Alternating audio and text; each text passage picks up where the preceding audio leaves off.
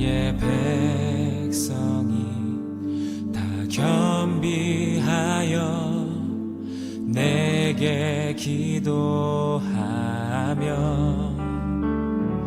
나의 얼굴을 구하여서 그 악한 길 떠나며 하늘에서 듣고 죄를 사하며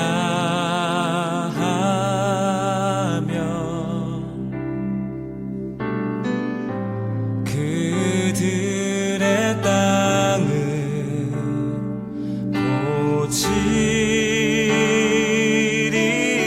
고치리라. 아버지여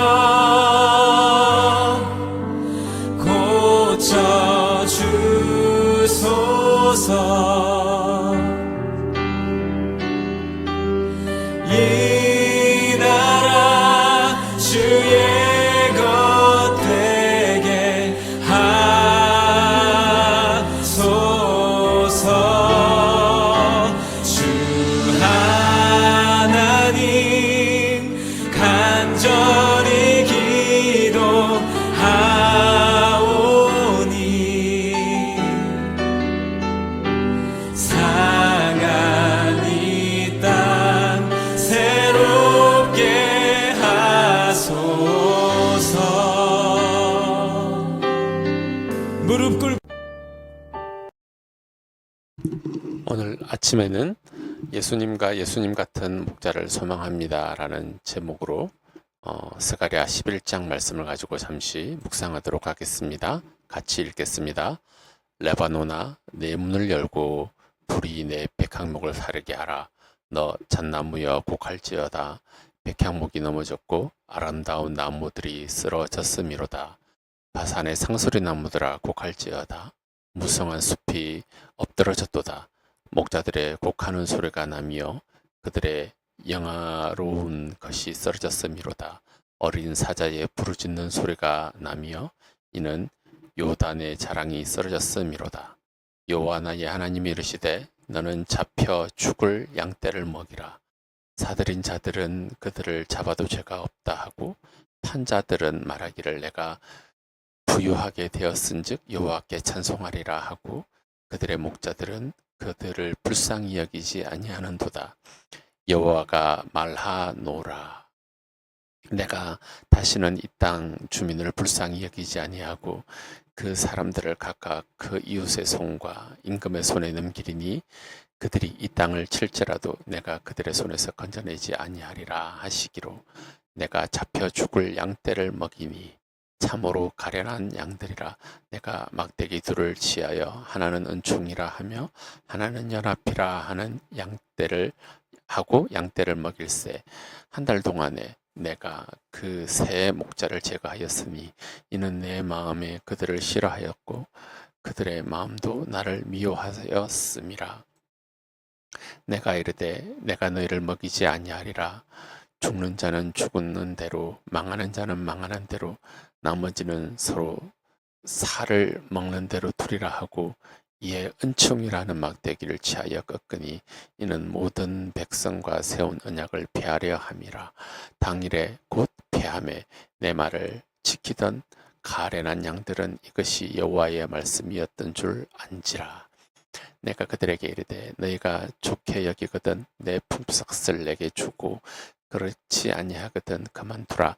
그들이 곧 은 30개를 달아서 내 품삯을 삼은지라. 여호와께서 내게 이르시되 그들이 나를 헤아린 바 그 싹을 투기장이에게 던지라 하시기로 내가 곧 그 은 30개를 여호와의 전에서 투기장이에게 던지고 내가 또 연합이라 하는 둘째 막대기를 꺾었으니 이는 유다와 이스라엘 형제의 어리를 끊으려 함이었느니라.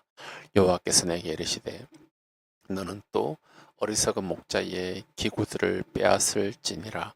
보라, 내가 한 목자를 이 땅에 일으키리니 그가 없어진 자를 마음에 두지 아니하며 흩어진 자를 찾지 아니하며 상한 자를 고치지 아니하며 강간한 자를 먹이지 아니하고 오히려 살찐 자의 고기를 먹으며 또 또 그 굽을 찢으리라.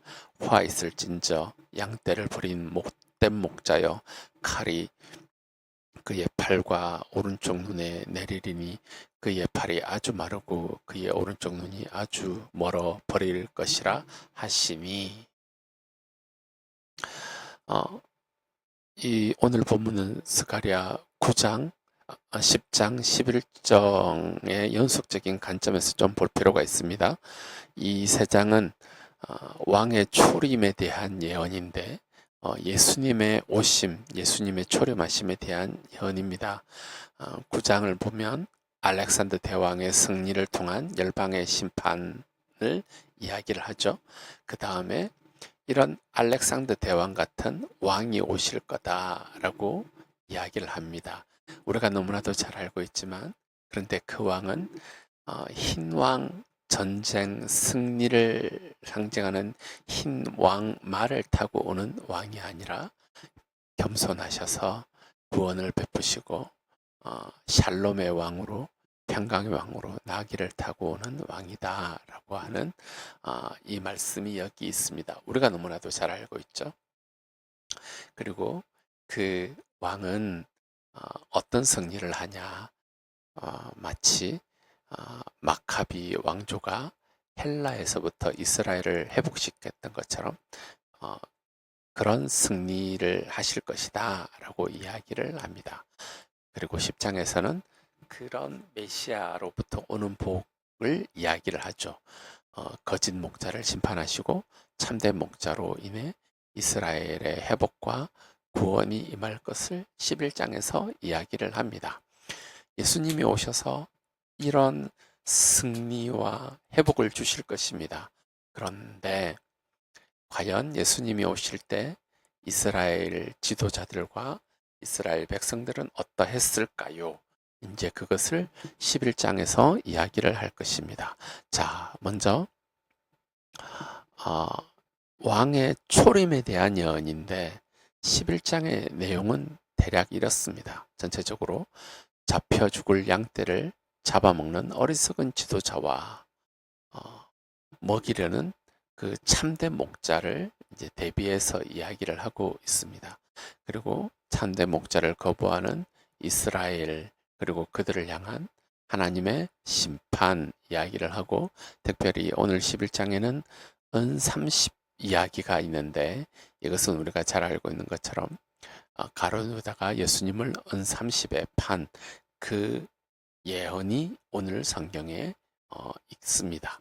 자, 조금 더 자세히 보면 1절에서 3절 보면요, 이스라엘의 지도자들과 나라의 몰락에 대해서 먼저 이야기를 하고 있습니다. 예수님이 오실 때에 백항목, 잣나무, 바산의 상수리나무, 목자들, 어린 사자, 이런 상징들은 다 무엇을 상징하냐면, 메타포는 이스라엘의 지도자들을 상징하죠. 근데 그런 여러 가지 이스라엘의 지도자들을 상징하는 여러 가지 이미지들과 함께 어떤 단어가 많이 반복이 되냐? 곡할지어다, 네, 곡하는 소리, 부르짖는 소리, 그리고 마지막에는 요단의 자랑이 쓰러졌다. 이스라엘의 지도자들이 다 몰락하고 타락함으로 말미암아 곡하게 되는, 일반 백성들이 곡하게 되는 그러한 때에 예수님이 오신다. 그리고 예수님 오실 때에 이스라엘의 지도자들과 나라의 형편이 이러하다라고 오늘 1절에서 3절에서 이야기를 합니다. 그것뿐만 아니라 그들은 하나님의 백성을 마치 물건처럼 거래하며 이득을 보고 있습니다. 자, 보십시오. 5절에 보면 사들인 자들은 그들을 잡아도 죄가 없다 하고, 이 사들인 자들은 누굴까요? 하나님의 백성을 사들인 자, 조금 쉽게 이야기하면 이스라엘 백성들을 침략해서 도륙하고 포로로 잡아갔던 그들 있잖아요. 그죠? 예를 들면 바벨론, 그리고 헬라, 그리고 예수님 당시에는 로마, 그들은 하나님의 백성들을 잡고 그들에게 경제적인 수탈을 해도 아무 죄책감을 느끼지 않습니다. 그런데 문제는 이들을 판 자들이 있죠. 이들을 판 자. 그 판자들은 야, 내가 부유하게 되었으니 그거 정말 하나님의 복이 아니냐. 그들의 우상 숭배, 그들이 백성들을 하나님을 떠나게 하고 그로 말미암아 하나님의 진노가 임하게 하는 근본적인 원인을 제공했던 그 판자들, 그들은 이런 말을 하고 있습니다. 자, 그럼 그렇다 할지라도 그들의 목자들은 어찌해야 합니까? 여러분, 그들의 목자들은 백성들이 마치 물건처럼 거래되고 그로 말미암아 정말로 곡을 하면서 살아갈 이때에 백성들의 목자들은 어떠해야 할까요? 그들은 하나님의 백성들 더 이상 불쌍히 여기지 않습니다. 그래서 6절에 보면 하나님이 너무 답답해서 말씀하세요. 내가 다시는 이 땅 주민을 불쌍히 여기지 않겠다. 그 사람들을 다 넘겨주겠다. 사들인 자, 판자, 그들의 목자, 이 땅의 주민, 그 사람들, 그 당시에 예수님이 오셨을 당시에 형편이 이러했다라는 것입니다. 잡혀 죽을 양떼를 먹이시는 참된 목자로서 예수님께서 메시아로서 오셨습니다. 우리가 알고 있는 것처럼 예수님은 자신을 선한 목자라고 이야기를 하시죠. 여호와 나의 하나님이 이르시되 너는 잡혀 죽을 양떼를 먹이라. 7절에 보면 내가 잡혀 죽을 양떼를 먹이니 참으로 가련한 양이라. 그래서 막대기 2개, 하나는 은총, 은혜, 하나는 연합을 가지고 이 잡혀 죽을 양떼를 먹입니다. 그리고 한 달 동안, 잠시 동안 이 거짓 목자들을 제하여 버렸다라고 스가랴가 예언을 하고 있습니다. 네. 그럼에도 불구하고 이렇게 은총과 연합으로 정말로 예수님 당시에도 보면 예수님께서 백성들을 보면서 목자 없이 방황하는 그들을 보시면서 너무나도 불쌍히 여기셨잖아요. 잡혀 이렇게 죽을 운명에 놓여 있는 결과를 죽을 수밖에 없는 그들을 이렇게 은총으로, 은혜로, 돌봄으로, 연합으로 이렇게 돌보았는데 그 결과는 어찌 되었냐라고 스가랴가 말하냐면 결국은 양떼가 나를 미워하더라. 그럼에도 불구하고 백성들이 참된 목자이신 여호와 하나님을 좋아하지 않더라. 미워하더라. 그래서 그 목자도 뭐라고 말합니까? 나도 그들에게 진절머리가 났다. 그래서 이렇게 말합니다.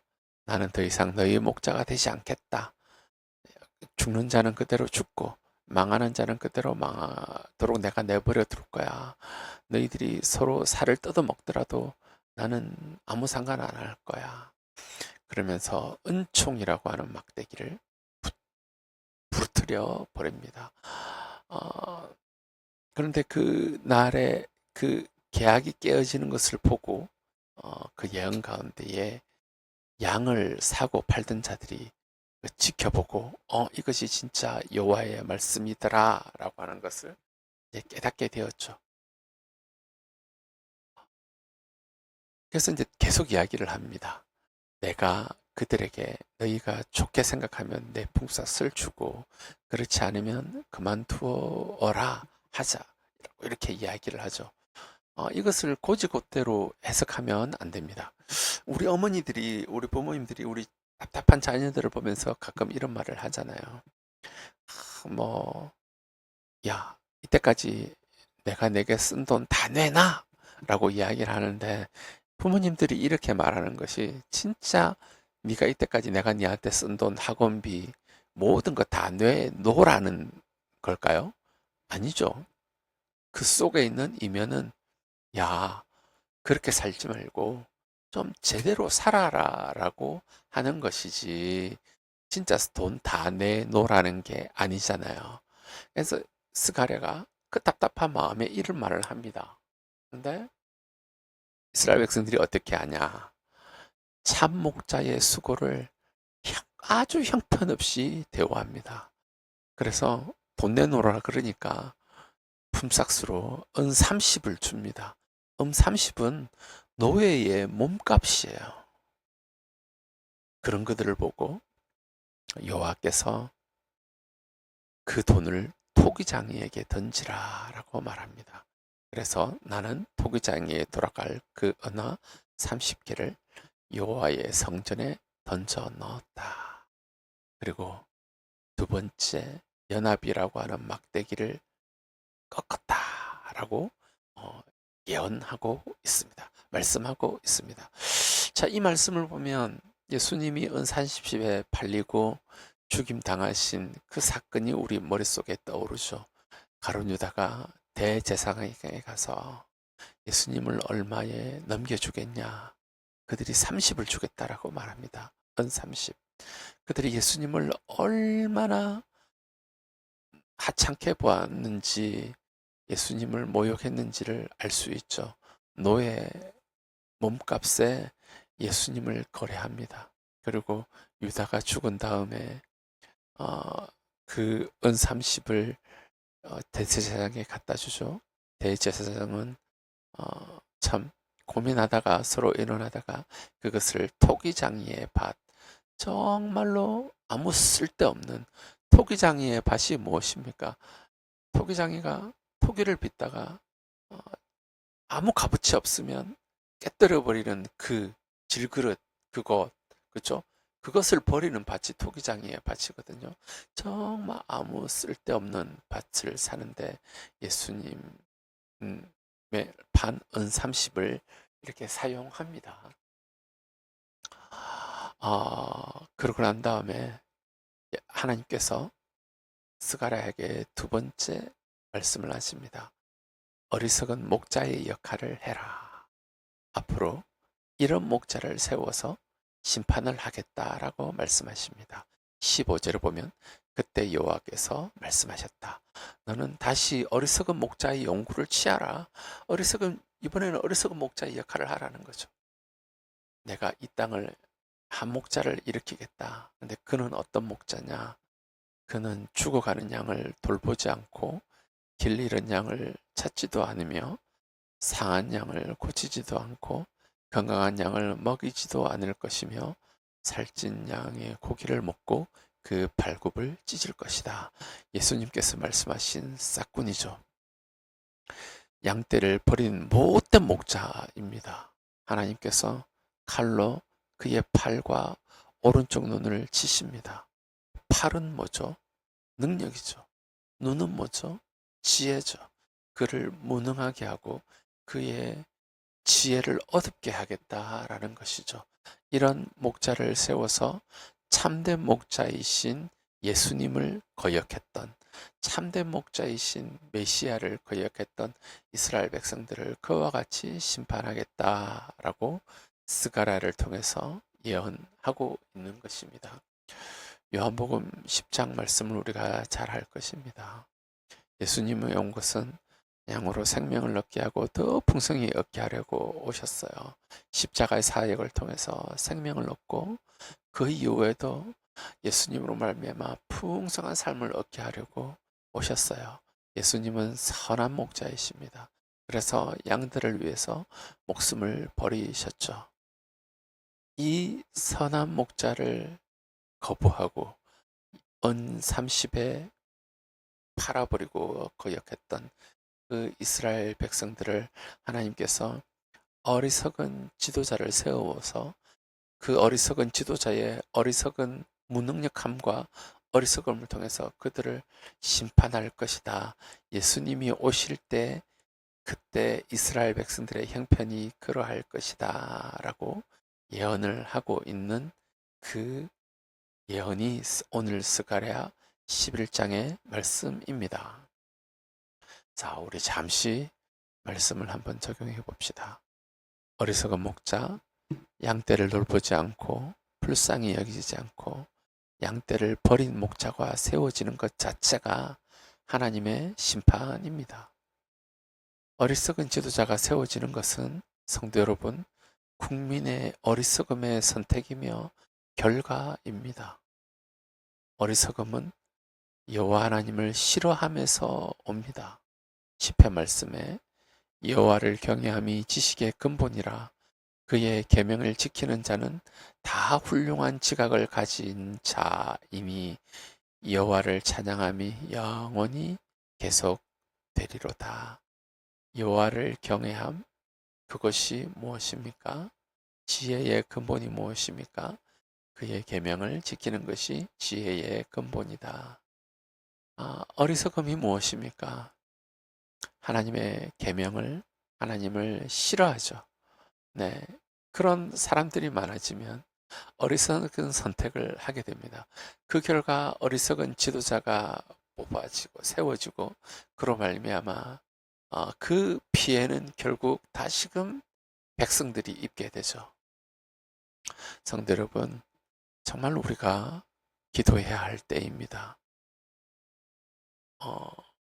며칠 전 8월 15일 강복절이었습니다. 나라가 두 쪽으로 갈라져 있는 것을 우리가 봅니다. 한쪽은 대통령을 지지하고 한쪽은 대통령이 스스로 내려와야 된다라고 합니다. 어쨌든 간에 우리는 대통령을 선택을 했습니다. 반대하시는 분은 반대하시는 분 것으로 선택을 하셨고 지지하시는 분은 지지하는 것을 통해서 우리가 대통령을 세웠습니다. 정말 기도해야 됩니다.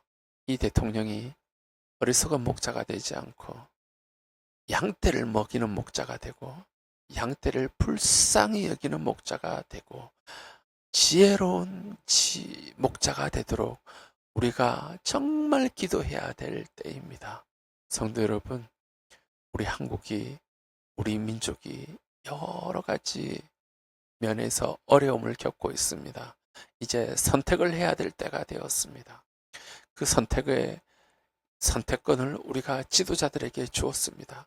이 지도자들이 정말 불쌍히 여기는 마음으로, 정말 백성을 먹이고자 하는 마음으로, 지혜로움으로 선택할 수 있도록 우리가 정말 기도하며 그들을 위해서 정말 부르짖어야 할 때입니다. 한편으로 주여 우리에게 예수님 같은 지도자를 주옵소서. 더 나아가 주님, 예수님을 사랑합니다. 예수님을 더 소망함으로 우리가 하나님을 경외함으로 더 예수님을 사랑하는 저와 여러분들이 되기를 예수님의 이름으로 축복합니다.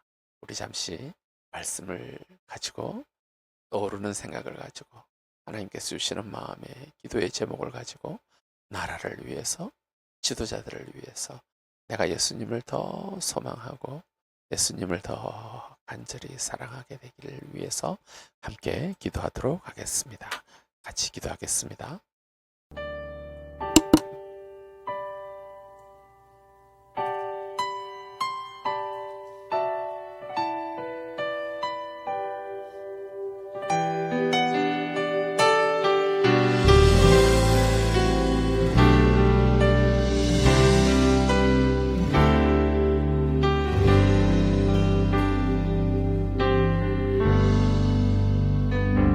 나의 백성이 다 겸비하여 내게 기도하며 나의 얼굴을 구하여서 그 악한 길 떠나며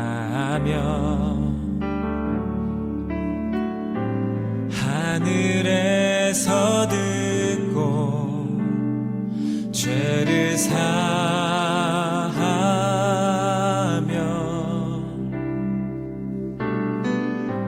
그들의 땅을 고치리라.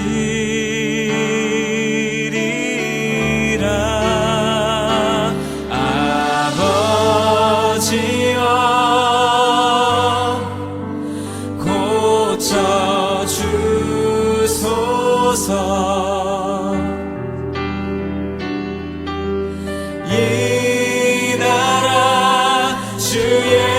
것 되게 하소서. 주 하나님 간절히 기도하오니 상한 이 땅 새롭게 하소서. 무릎 꿇고